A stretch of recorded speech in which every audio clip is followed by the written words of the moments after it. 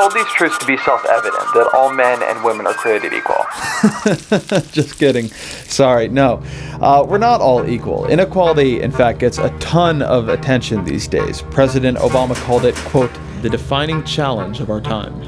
But usually when people are talking about inequality, they're talking about income inequality. And income inequality is at its highest level since the Great Depression. Before taxes, the top 1% take home about 22.5% of the national income. Really think about that for a second.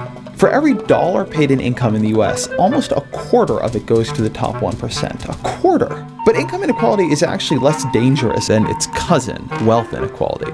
The top 1% hold closer to 40% of the national wealth. So for every dollar in American assets, that's home, stock, savings, all that, 40 cents of it belongs to the top 1%. The top 1% holds more wealth in America than the bottom 90% of the country combined. And a lot of that money gets passed on to their children or their children's children. Take the heirs of Sam Walton, founder of Walmart. None of them founded Walmart. None of them were created equal either. The 6 of them have more than $140 billion in wealth. That makes those 6 people wealthier than the bottom 40% of Americans combined.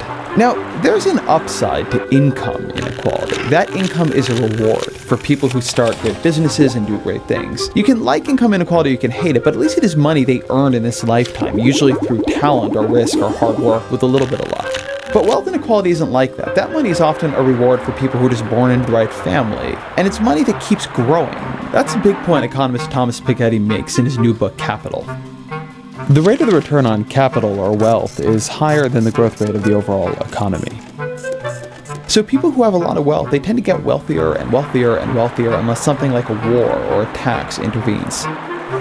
One way they get wealthier, by the way, is politics. A lot of money can buy you a lot of political speech, particularly now that the Supreme Court is systematically dismantling the limits on buying political speech. This is a doom loop of oligarchy. Wealth buys power, power buys more wealth means more power means more wealth, and on we go until a very small fraction of the population has a whole lot of the power and a whole lot of the money.